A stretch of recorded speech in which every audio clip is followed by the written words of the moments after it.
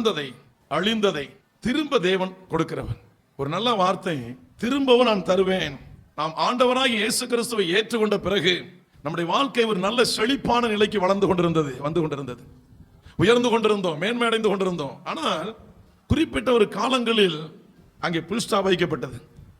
எவ்வளவு முயற்சி செய்தோம், ஆவிக்குரிய வாழ்க்கையும் மேல போக மாட்டேங்குது, பூமிக்குரிய வாழ்க்கையும் மேல போக மாட்டேங்குது.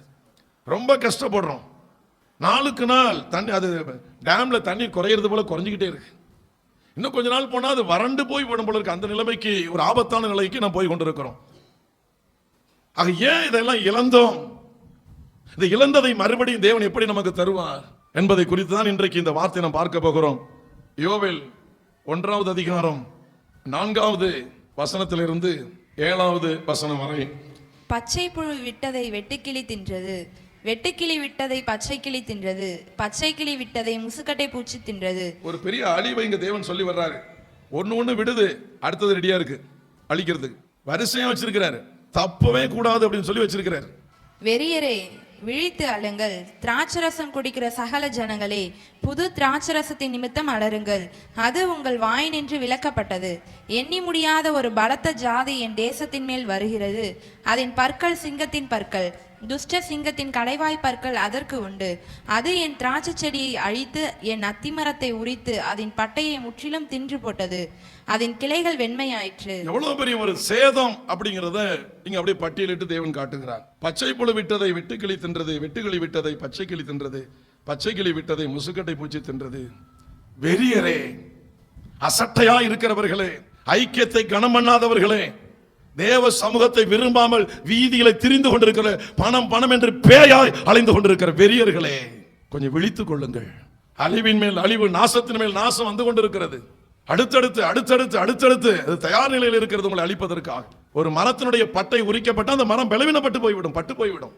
திராட்சை கொடிகள் எல்லாம் வீணா போச்சு. அச்சி மரம் பட்டை உரிக்கப்பட்டு எல்லாம் வெண்மையாயிற்று. அதே அதிகாரம் 10லிருந்து 12 வரை. வயல்வெளி பாலாயிற்று, வயல்வெளி பாலாயிற்று. பூமி துக்கம் கொண்டாடுகிறது, பூமி துக்கம் கொண்டாடுகிறது. விளைச்சல் அழிக்கப்பட்டது, புது திராட்சரசம் அற்றி போயிற்று, எண்ணெய் மாண்டு போயிற்று. பயிரிடும் குடிகளை வெட்கப்படுங்கள், வெட்கப்படுங்கள். கோதுமையும் மார்கோதுமையும் இல்லாமற் போயிற்று. பயிரிடும் குடிகள் அப்படின்னா ஒரு விளைச்சலை தேடுகிறவர்கள், ஒரு பெருக்கத்தை தேடுகிறவர்கள், ஒரு நல்ல மகசூலை தேடுகிற, நல்ல வருமானத்தை தேடுகிற நீங்கள் என்ன செய்யுங்கள்? வெட்கப்படுங்கள், வெட்கப்படுங்கள். கோதுமையும் மார்கோதுமையும் இல்லாம போச்சு. திராட்சை தோட்டக்காரரே அலறுங்கள், வயல்வெளியின் அறுப்பு அழிந்து போயிற்று, அழிந்து போச்சு. எல்லாம் திராட்சை செடி வதங்கி அத்திமரம் சாரமற்று போகிறது. மழை வந்துச்சு பாத்தீங்களா? பருத்தி எல்லாம் அழிக்க. பாடம் கற்பிக்க வந்த மழை இது. மனிதனுக்கு பாடம் கற்பிக்க வந்த மழை. நான் உழைக்கிறேன், நான் விதைக்கிறேன், நான் சம்பாதிக்கிறேன், என்னால எல்லாம் முடியும் என்று தன் அறிவை பயன்படுத்தி கடவுளாகிய கர்த்தரை யார் யார் ஒதுக்கி வைக்கிறார்களோ அவர்களுக்கு பாடத்தை கற்பிக்க வந்த மழை இது. திறமை நம்பி ஓடாதீங்க, முற்றுப்புள்ளி வச்சிருவாரு. கிருபையை நம்பி ஓடுங்க, கமா வைப்பாரு. தொடர்ந்து போய் கொண்டே இருக்கும் ஆசீர்வாதம், நன்மைகள் வளர்ந்து கொண்டே இருக்கும். என்னால சம்பாதிக்க முடியும், என்னால உழைக்க முடியும் சொல்லாதீங்க. தேவனுடைய கிருபையினால் உழைக்க முடியும், தேவனுடைய கிருபையினால் வண்ணால் வாழ முடியும். தேவனுடைய கிருபை இல்லை என்றால் வாழ்க்கை இல்லை. கிருபைக்கு ஒப்பு கொடுங்கள், தேவனுடைய இரக்கத்திற்கு உங்களை ஒப்பு கொடுங்கள், அது உங்களுக்கு மேன்மையாக இருக்கும். இருக்கிற வருமானத்தின் மீது நம்பிக்கை வைக்காதீங்க, வீட்டு மனுஷன் மேல நம்பிக்கை வைக்காதீங்க, கர்த்தர் மேல நம்பிக்கை வைங்க. உங்களுடைய படிப்பின் மேல, திறமையின் மேல தயவு செய்து நம்பிக்கை வைக்காதீங்க. மூளை அறிவுக்கு நீங்க இடம் கொடுத்தால் முட்டாள்கள். தேவனுடைய கிருபைக்கும் வார்த்தைக்கும் இடம் கொடுங்கள். கர்த்தர் உங்களை கீழிருந்து மேல உயர்த்தவராக இருக்கிறார். அது சொல்றாரு, வெட்கப்படுங்க. அடுத்த வசனம். திராட்சை செடி வதங்கி அத்திமரம் சாரமற்று போகிறது, திராட்சை செடி வதங்கி அத்திமரம் சாரமற்று போகிறது. மாதளை, பேரிச்சம், கிச்சிலி முதலிய வெளியின் செடிகள் எல்லாம் ஆடி போயின. பலன் தரக்கூடிய எல்லாம் ஆடி போயின. எதெல்லாம் பலன் தரக்கூடியதோ, அது வியாபாரமோ, அது வர்த்தகமோ, விவசாயமோ, அரசாங்க வேலையோ, எதெல்லாம் வந்தது எல்லாம் வாடி வதங்கி போனது, மீதம் ஒன்றும் இல்லை. அந்த வருமானம் வர கடன் ரெடியா இருக்கு, அந்த வருமானத்திற்கு ஏற்ற ஒரு செலவு கரெக்டா இருக்கு, மீதம் எடுக்க வாய்ப்பு இல்லை. கூடுதலாக வாங்கி செலவு பண்ணதான் வாய்ப்பு இருக்கு. அதை வைத்து இந்த மாதத்தை ஓட்டிடலாம் முடியாது. இதை வச்சு சமாளிச்சிடலாம் அப்படின்னு பார்த்து பார்த்து ஆராதனை இழந்தீங்க, ஆண்கள் ஐக்கிய ஜெபத்தை இழந்தீங்க, தாய்மார்கள் ஐக்கிய ஜெபத்தை இழந்தீங்க, வாலிபர்கள் ஐக்கிய ஜெபத்தை வாலிப பிள்ளைகள் இழந்தார்கள். மூப்பர்கள் கொஞ்ச நாள் ஓடி ஆடி அப்படியெல்லாம் வாகனத்திலிருந்து பறந்தார்கள். இப்பொழுது ஆட்களை காணவில்லை, ஐக்கியம் அழிந்து விட்டது. ஐக்கியத்தில் இருக்கிறவர்கள் ஆசீர்வதிக்கப்படுவார்கள். தனி மரம் ஒரு நாளும் காடாகாது, ஒரு கை ஓசை ஒரு நாளும் கேட்காது. உலகத்து மனுஷன் சொல்லுகிறான், கூடி வாழ்ந்தால் கோடி நன்மை என்று சொல்லுகிறான். உலகத்து மனுஷன் வேதத்தை எடுத்த உங்களுக்கும் எனக்கு அந்த அறிவில்லாமல் போனது. ஐக்கியத்தை அலட்சியம் பண்ணுகிறோம். ஐக்கியத்தை விரும்புகிறவர் இயேசு. கூடி வருவதை விரும்புகிறவர் இயேசு. அதை வெறுப்பவன் சாத்தான். அல்லேலூயா. சில மூப்பர்கள் வருவாங்க, எனக்கு வேலை இருக்குன்னு ஓடி போயிடுவாங்க. மற்றவங்க எல்லாம் வேலை இல்லாத மூப்பர்கள். மற்ற மூப்பர்லாம் வெட்டியாளு, சும்மா ஊர் சுத்துறாளுங்க. அவனுக்கு மட்டும் இங்க உட்காந்து கூடத்தில் உட்காந்துருப்பாங்க. மற்றவங்களுக்குலாம் வேலை இருக்கு. எங்க இருக்கு? இந்தியாவுடைய பிரதமருக்கு பக்கத்தில் வேலை, இந்தியாவுடைய ஜனாதிபதி பக்கத்தில் வேலை, தமிழ்நாட்டு முதலமைச்சர் பக்கத்தில் வேலை, தலைமைச் செயலகத்தில் வேலை, நம்முடைய கலெக்டரேட் இருக்கிற திருவாரூர் மாவட்ட ஆட்சியர் அலுவலகம், கலெக்டர் இருக்கிற இடம், அங்க வேலை. மற்றவங்களும் சும்மா ஊர் சுத்துறாள், அவங்க மட்டும் கூட உட்காந்துருப்பாங்க. சாய், எதுக்கோ பெரிய அழிவுக்கு நீங்கள் திட்டமிடுகிறீர்கள். பெரிய நஷ்டத்தை சந்திப்பதற்கு நீங்கள் ஆயத்தமாக இருக்கிறீர்கள். அதான் யோவேல் தீர்க்க சொல்லி இருக்கிறார். பதுங்கி போச்சு, வாடி போச்சு, புலம்பு வெறியரே, பண வெறியரே, உலக வெறியரே, உலகத்துக்கு முக்கியத்துவம் சாதிக்கும் ஜனத்துக்கும் முக்கியத்துவம் ஓடுகிற வெறியர்களே, விழித்துக் கொள்ளுங்கள். உங்களுக்கு பாதிப்பு காத்திருக்கிறது, அடுக்கடுக்காக காத்திருக்கிறது. அந்த பூச்சி விட்டுச்சு, அந்த புழு வந்துச்சு, அந்த புழு விட்டுச்சு, அந்த பூச்சி வந்துச்சு, ரெடியா இருக்கு அடுத்தடுத்தது அழிவை சந்திக்க, அழிப்பதற்காக நீங்கள் கர்த்தர் இல்லாமல் எத்தனை முயற்சி எடுத்தாலும் சரி, ஐக்கிய ஜெபம் இல்லாமல் எவ்வளவு உழைத்தாலும் சரி, சைபர் என்ற நிலைக்கு தள்ளப்படுவதை தவிர நீங்கள் வேற எந்த நிலைக்கும் தள்ளப்பட முடியாது. தேவனையும் ஆராதனையும் அவருடைய ஆலயத்தையும் கனம் பண்ணாமல் நீங்கள் கனம் பெறவே முடியாது. பைபிள்ல வாய்ப்பே இல்லை. என்றால் சோதித்து பாருங்கள், என்ன நடக்க போகிறது என்பதை பாருங்கள், முடிவு தெரியும். எல்லாவற்றுக்கும் ஒரு எதிர்வினை உண்டு. நியூட்டன் லா, ஒவ்வொன்றுக்கு ஒரு எதிர்வினை உண்டு. நீங்கள் அலட்சியம் பண்ணுகிற ஒவ்வொன்றுக்கு ஒரு எதிர்வினை இருக்கிறது. சகோதரிகளே, தகப்பன்மார்களே, பிள்ளைக்காக வாழ்ற இனிய வாழ்க்கை என்ன அப்படின்னு சொல்லி பெரிய தியாகமா பீத்திக் கொள்ளுகிறீர்களே, எதிர்வினை காத்திருக்கிறது. கர்த்தருக்கு மகிமை உண்டாவதாக. வாசிக்கலாம். சந்தோஷம் அனுபுத்திரரை விட்டு ஒளிந்து போயிற்று. ஆசாரியர்களே ரெட்டுடுத்தி புலம்புங்கள். இதெல்லாம் ஊரு சுத்தி எல்லாம் தின்னு தண்டகார உலக்கைய அலையும் இளிச்சவாயா இந்த ஊழியக்காரன். ஆசாரியர்களே புலம்புங்கடா, அழுவுங்கடா, உபவாசங்கடா, காட்டுல மேட்டுல போய் கத்துங்கடா. கடைசியில் யாருல கொண்டாந்து வைக்கிறாரு?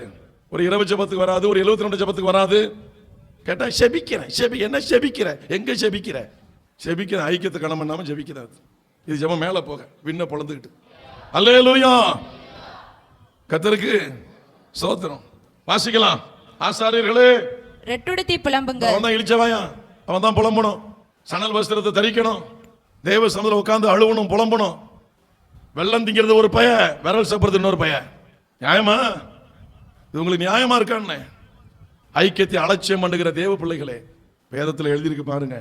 இதுதான் நமக்கு நடக்க போகுது. கர்த்தருக்கு ஸ்தோத்திரம். இந்த வசனம் இல்லாம உங்களை ஆசீர்வதிப்பார் நினைக்காதீங்க. தேவன் சட்டத்தின்படி ஆசீர்வதிக்கிறவர். வாசிக்கலாம். பலிபீடத்தின் பணிவிடைக்காரரே, பலிபீடத்தின் பணிவிடைக்காரரே, அலறுங்கள். என் தேவனுடைய தொண்டரே, நீங்கள் உள்ளே பிரவேசித்து ரெட்டுடுத்தவர்களாய் ராத்தங்குங்கள். நீ தூக்கத்தை தியாகம் பண்ணு. அவன் நல்லா தின்னுட்டு தூங்குவான். நீ போய் ராத்திரில கத்துடா. நீ போய் கத்து. அது வீட்டுக்கு போ,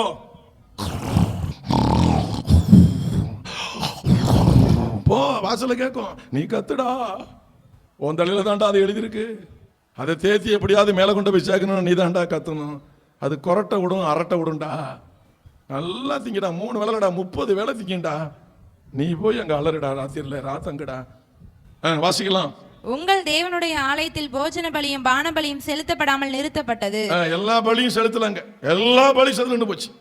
இதான் தின்னு தூங்குது. அப்புறம் எங்க பலி செலுத்துறது? எங்க சோத்திரம் சொல்றது? மிகப்பெரிய அழிவு, நஷ்டம்.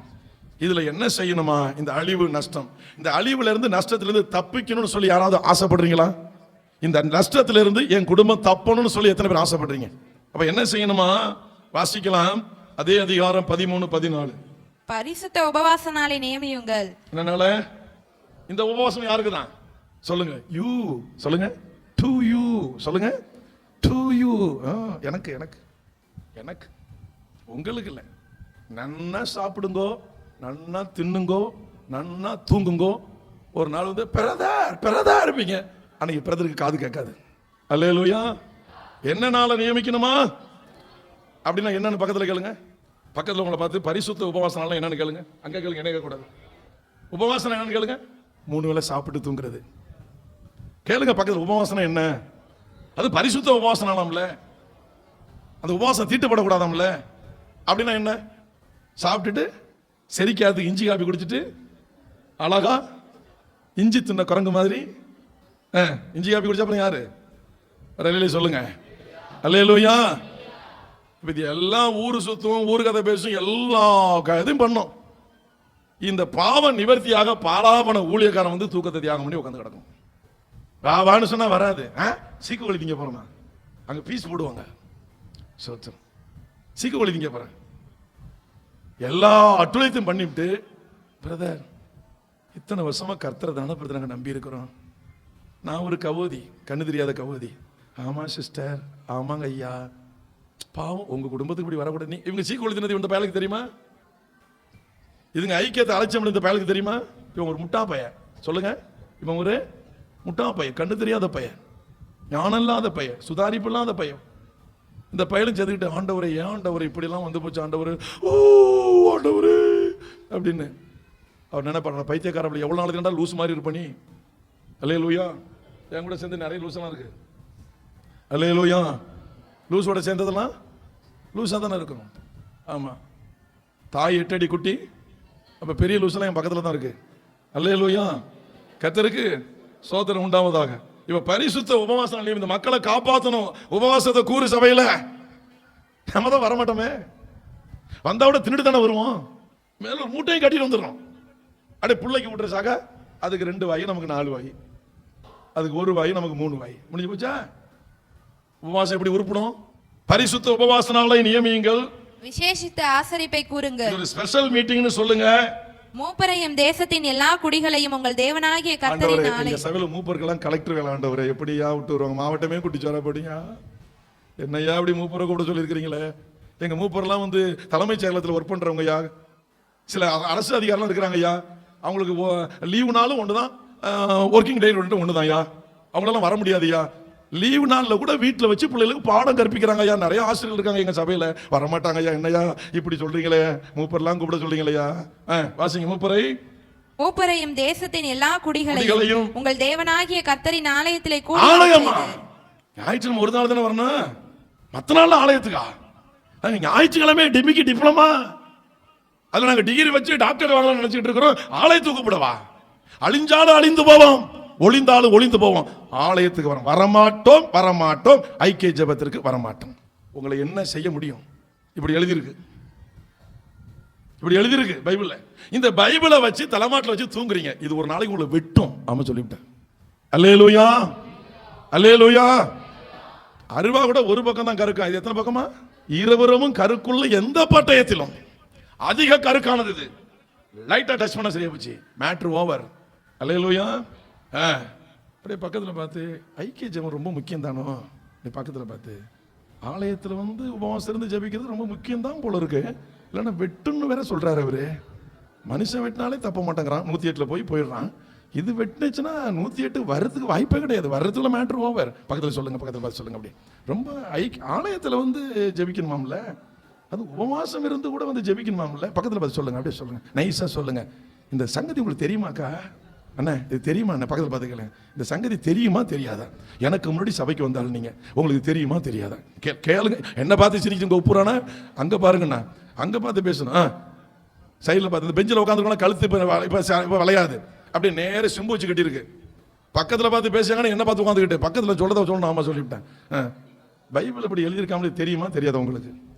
நீங்க எனக்கு முன்னாடி வந்த ஆளு, பக்கத்தில் பார்த்து சொல்லுங்க, எனக்கு முன்னாடி வந்த நீ, உங்களுக்கு தெரியுமா தெரியாதா? தெரிஞ்சு சங்கதி தெரியாம போச்சு. ரகசியம் வெட்டுன்னு சொல்றாரு, கழுத்துல வெட்டுங்கிறாரு. மனுஷன் வெட்டினாலே காப்பாற்ற முடியலையே. பக்கத்துல சொல்லுங்க, வெட்டுமாம்ல. இதுலயும் சில பேர் எத்தனையோ வெட்டு வந்துச்சு, இது ஒரு வெட்டு போயிட்டு ஒரே போய் சேர்ந்துரும் அப்படின்னு. அல்லேலூயா, அல்லேலூயா. வாசிங்க. ஆலயத்தில் கூடி வர செய்து கர்த்தரை நோக்கி கூப்பிடு. எல்லாரும் சேர்ந்து வந்து கர்த்தரை கூப்பிட்டா நமக்கு ஆபத்திலிருந்து தப்பித்துக் கொள்ளலாம், தண்டனையிலிருந்து தப்பித்துக் கொள்ளலாம்.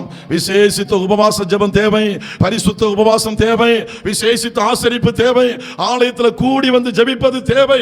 அதுதான் ஆபத்திலிருந்து நம்ம விலக்கி பாதுகாக்கும். ஏன் இன்னைக்கு தொழில நஷ்டம்? ஏன் பொருளாதாரத்தில் நஷ்டம்? ஆலயத்துக்கு கூடி வருகிற வருகை குறைந்தது, நஷ்டம் ஏற்பட்டது. விசேஷித்த ஆசரிப்பை வீதிகளை தள்ளிவிட்டோம். விசேஷித்த அந்த ஆசரிப்பின் அழைப்பை புறம்பே தள்ளிவிட்டோம். அந்த அழைப்பிற்கு நாம் கனம் கொடுக்கவில்லை, மரியாதை கொடுக்கவில்லை, வழக்கம் போல வாழ்ந்து விட்டோம். ஆகவே எல்லாம் வாடி வதங்கி போனது, எல்லாம் காய்ந்து போனது, எல்லாம் அழிந்து போனது. ஆனா ஆண்டவர் சொல்ல கிருபை வைத்து சொல்லுகிறார், உங்களுக்காக ஊழியக்காரன் ஜெபிக்க தயாராக இருக்கிறான். அவனோடு இணைந்து ஆலயத்தில் வந்து உபவாசம் இருந்து ஜெபிக்க நீங்கள் தயாராக இருந்தால் அந்த அழிவிலிருந்து நீங்கள் தப்பித்துக் கொள்ளலாம். நீங்கள் இணைந்து ஜெபிக்க மறுத்தால் அழிவு உறுதி. தப்பித்துக் கொள்ள வாய்ப்பே கிடையாது, வாய்ப்பே கிடையாது. எல்லா மருத்துவர்களும் மந்திரவாதிகளும் அப்படி இப்படி உள்ளவங்க எல்லாரும் ஐயா முடியலையா, முடிஞ்சு போடியா, போயா அப்படின்னு தேதி வச்சு கொடுத்துறான். கர்த்தர் சொல்றாரு, உன் ஆயுசு காலத்தை நான் கூட்டி கொடுக்க போகிறேன், உன் வியாதியை முடிந்து விளக்க போகிறேன். என்னால மட்டும்தான் உன்னை குணமாக்க முடியும். உன்னை குணமாக்குற மருந்து என்கிட்ட தான் இருக்கு, இந்த உலகத்துல யாருக்கிட்டையும் இல்ல. உனக்கு ஒரு வேலை வேணுமா, வசதி வேணுமா, ஆசீர்வாதம் வேணுமா, நன்மை வேணுமா, யாரும் கொடுக்க முடியாது. இந்த வேதமும் இதை உண்டாக்கின தேவனாகிய கர்த்தர் மட்டும்தான் உங்களுக்கு கொடுக்க முடியும். அவர்தான் உங்கள் மத்தியில் இடைப்பட்டு கொண்டிருக்கிறார். உங்களை காப்பாற்றவும் இன்றைக்கும் ஒரு கிருபை வைத்திருக்கிறார். தப்பித்துக் கொள்ளலாமா? அப்ப சபையில உபவாச கூட்டம் வச்சா என்ன செய்யணுமா? கூடி வரணுமா? அது பரிசுத்த உபவாசனால என்ன தெரியுமா? அந்த உபவாசம் தீட்டுப்படக்கூடாது. அந்த உபவாசத்துல வேற எந்த வேலையும் செய்யக்கூடாது. அந்த உபவாசத்தை முடிக்கும் நேரம் வரை நீங்கள் ஆலயத்துல தான் இருக்கணும், ஜபத்துல தான் இருக்கணும். அது பரிசுத்த உபவாச நாள். விசேஷித்த ஆசரிப்பை கூறுங்கள். சபையை கூட்டுங்கப்பா, மூப்பர்களை வரவழைங்க, சபையை கூடி வரச்சை, ஆலயத்துக்கு கூட்டு கொண்டு வா. கர்த்தருக்கு ஸ்தோத்திரம் உண்டாவதாக.